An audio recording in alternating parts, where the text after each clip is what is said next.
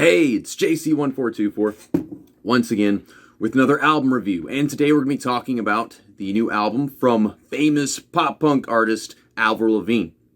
Album called Love Sucks, with an X, of course. And it was released on February 25th, 2022.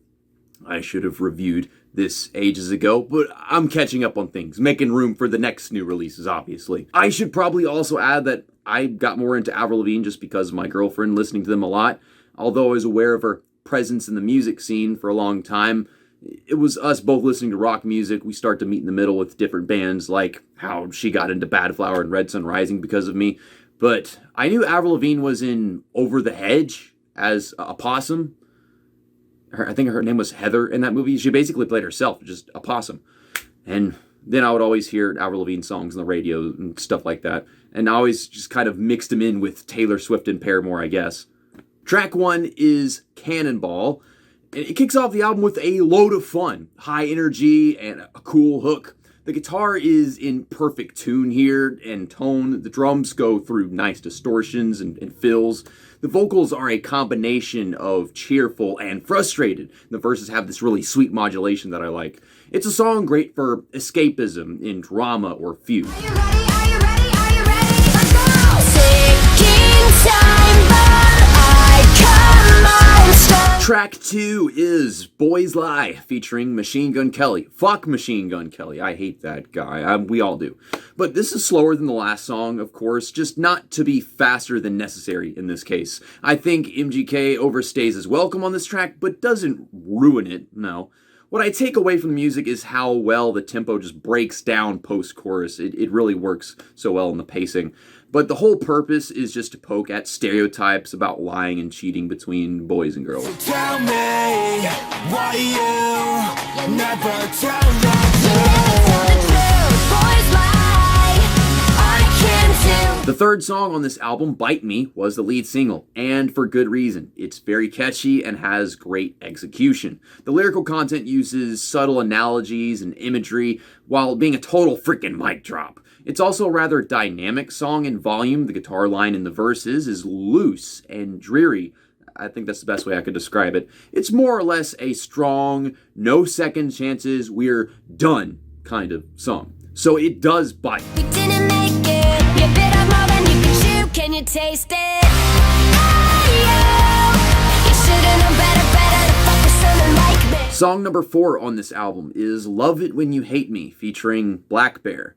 I wouldn't call this a good song, not because it has a toxic relationship theme. No, that's fine. That's basically the theme of the album, to be honest. But the chorus falls flat. Black Bear has some pretty weak verses, and then the mix works a bit less than like the shit that Falling in Reverse tried a while back, but I'd say it's still better than those Fall Out Boy or Imagine Dragon singles at the very least. And I ignore all the warning signs, fall for you every time. Track 5, the title track, Love Sucks. It's a sarcastic, oh great, I've fallen in love, can't wait to break up again kind of song. You know what I mean. The production is fantastic. That being said, the vibe it goes for is questionable. The piano is musical-ish, but you have a childish lyrical approach and these odd whoops before each chorus that I have great disdain for.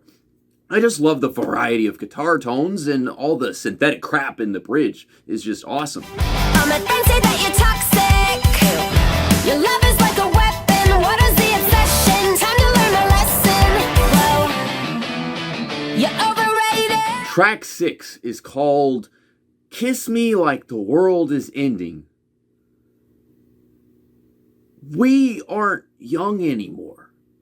You aren't young anymore. I mean, you still look it. I can give you that, though, Avril. But, like, this reminds me of Shut Up and Kiss Me by freaking Brian Stars. That's terrible. Sound-wise, it's quite phoned in, but I'd like it more if the lyrical content wasn't cheesy as all shit, painting this gooey image of sorts.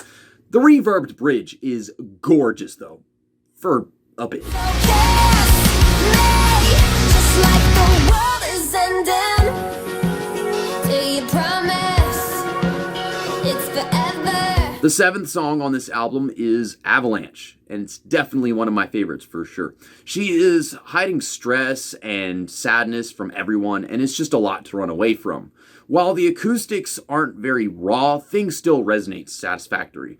The first half of the song doesn't bore me, it's good. Then it just booms with sonic brilliance. Synthesizer, a collective masterpiece to close.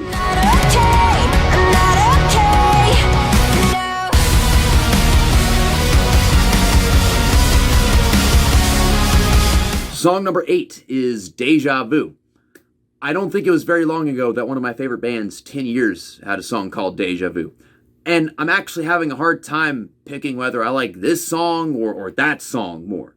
Which is ridiculous because, 10 Years, they're aggressive and whatever, not pop punk. But I remember loving the second half of this album a bunch, and this song reinforces that point to me. It isn't crazy fast or whatever, but has a good punchy beat, and the drums kick some ass. I haven't talked that much about them in here, but they do the tempo crap. And the verses are carried so well by all the channeling of elements placed in the audio, left and right. I love it when they do that. I hope you ladies get to hear this song live because it's a saving grace anthem for, like a love life slump. Am I insane? Expecting you to change. It's the same thing over and over again. Déjà vu. Track 9 is F.U., a feisty rock song about checking out of a relationship because the spark is obviously gone. The energy is clearly there, and y'all all know I'm a sucker for some occasional guitar distortion. To me, it sounds a ton like Smile, which I love that song, and her hair in that video. I need to dye my hair green. That's still going to happen someday. It's going to be awesome. Aside from the aggression and earned girl power, it has less going for it than other fast ones on this album. Hate it, but it's true. I'm fucking over you. Track 10, All I Wanted, featuring Mark Hoppus. Blink-182 singer. Oh my god, this sounds like 9 didn't even end and had an Avril Lavigne feature. Why does this album even have 3 features? I actually love the chorus and hook here. It could do without the millennial woes or whatever they call them. I don't even know why they call them that. I'm a millennial and I fucking hate that shit. But I like how the bass and percussion get their shot to carry things differently than, whatever I've heard the past 9 tracks of the album. What really makes this one work so well is a clear battle for both vocalists and their love stories. And maybe it was for the best. You used to call me useless. We float into the nothingness, 'cause after all the truth is... The 11th song on this album is Dare to Love Me. At this point, she calls it a gutsy move for a guy to dedicate their time and attention. They might not meet a standard that she now has after all that she's been through. Certainly my favorite of the 2 ballads for a multitude of reasons. There's great pacing of volume change and the drums control it so well yet again. Avril's vocals are just the best here, and the different layers in recording, they just work in an angelic way. Heck, even the atmosphere of all the instruments. So don't tell me that you love me if you don't mean it. Don't say another damn word if you don't believe it. And the final song on this album, track 12, is Break of Heartache. It's actually the shortest one. It's a spectacular ending to the album, although it could use less woes, like I was just mentioning a while ago. At the same time, the verses and the chorus are really catchy, while giving off this feeling of closure, which that's just great. It ends the album with the same superb energy as it started with. And the consensus is, she's a big girl now, and her heart is... durable? Sure, close enough. My final score for the new album Love Sucks by Avril Lavigne, released on February 25th, 2022, is an 88%, which is a solid B. I would say it's a good album. It's not, too close to just being an okay one. There's a few great songs by my standards. Most of them are just good. A few I would skip because they're just too okay and make me bored. Yeah, I definitely liked the second half of this album more. It felt more consistent, but it's like the beginning was like great song, okay, then good. It was just like kind of all over the place. But yeah, this is her return to pop punk music for the first time in like almost 10 years. Because I haven't kept track of her that much until obviously whenever me and Kayla started dating. But I knew that she was pop punk one album after the other for 10 years straight when she started her career, like 17 or 16. See you next time. That's that, and album review over.